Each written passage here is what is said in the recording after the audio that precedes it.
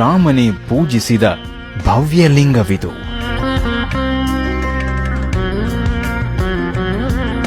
ವರದ ಮುನಿ ಪ್ರದತ್ತ, ಅಗಸ್ತ್ಯ ಸಂಪೂಜಿತ, ಆದಿಶಂಕರಾಚಾರ್ಯರಿತ್ತ ಲಿಂಗವಿದು. ಶ್ರೀರಾಮಚಂದ್ರಾಪುರ ಮಠದ ಚಂದ್ರಮೌಳೀಶ್ವರ ಲಿಂಗ. ಮೌಳಿ ಎಂದರೆ ಸರ್ವೋನ್ನತ ಸ್ಥಾನ.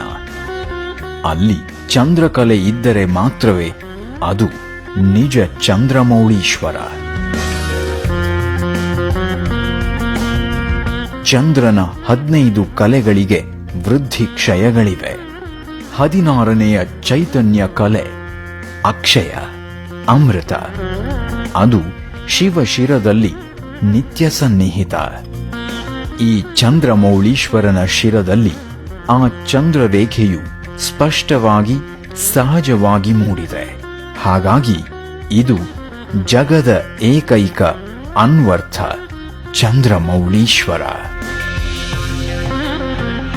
ಲಿಂಗದ ಪುರೋಭಾಗದಲ್ಲಿ ರಾಮನ ಕಾಲದ ಅಖಂಡ ಭಾರತ ವರ್ಷ, ನಡುವೆ ಒಂದರೊಳಗೊಂದಾಗಿ ಹಲವು ತ್ರಿಕೋಣಗಳು, ನಟ್ಟ ನಡುವೆ ಅತಿ ಸೂಕ್ಷ್ಮವಾದ ಬಿಂದು. ಆ ಬಿಂದುವೇ ಶಿವ, ತ್ರಿಕೋನವು ದೇವಿ ಸ್ವರೂಪ. ಚಂದ್ರಮೌಳೀಶ್ವರ ಲಿಂಗದ ಹಿಂಭಾಗದಲ್ಲಿ ಸಾಕ್ಷಾತ್ ಆತ್ಮಲಿಂಗದ ಆವಿರ್ಭಾವ.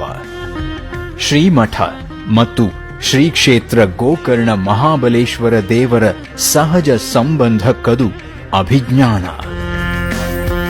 ಶುಕ್ಲ ಪಕ್ಷ ಹಾಗೂ ಕೃಷ್ಣ ಪಕ್ಷದಲ್ಲಿ ಲಿಂಗದ ಚಂದ್ರನ ಕಾಂತಿಯಲ್ಲಿಯ ವ್ಯತ್ಯಾಸವು ಇದರ ಹಲವು ವೈಶಿಷ್ಟ್ಯಗಳಲ್ಲೊಂದು. ಆದಿಗುರು ಶಂಕರಾಚಾರ್ಯರ ಏಕೈಕ ಅವಿಚ್ಛಿನ್ನ ಪರಂಪರೆಯ 36 ಯತಿವರೇಣ್ಯರಿಂದ ಪೂಜಿಸಲ್ಪಟ್ಟ ಲಿಂಗವಿದು. ಸಹಸ್ರಮಾನಗಳಿಂದ ದಿನಕ್ಕೆರಡು ಬಾರಿ ತಪ್ಪದೇ ನಡೆದುಕೊಂಡು ಬಂದಿದೆ ಪೂಜೆ. ಈ ಅನರ್ಘ್ಯ ಲಿಂಗವನ್ನು ಅಪಹರಿಸಲು ನಡೆದವು ಅದೆಷ್ಟೋ ಯತ್ನಗಳು, ಯುದ್ಧಗಳು.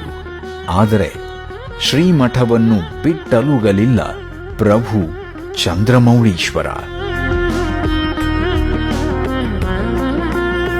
ಜಗತ್ತಿಗೊಬ್ಬರೇ ಶಂಕರಾಚಾರ್ಯರು, ಜಗತ್ತಿಗೊಂದೇ ಚಂದ್ರಮೌಳೀಶ್ವರ, ಜಗತ್ತಿಗೊಂದೇ ಶ್ರೀರಾಮಚಂದ್ರಾಪುರ ಮಠ.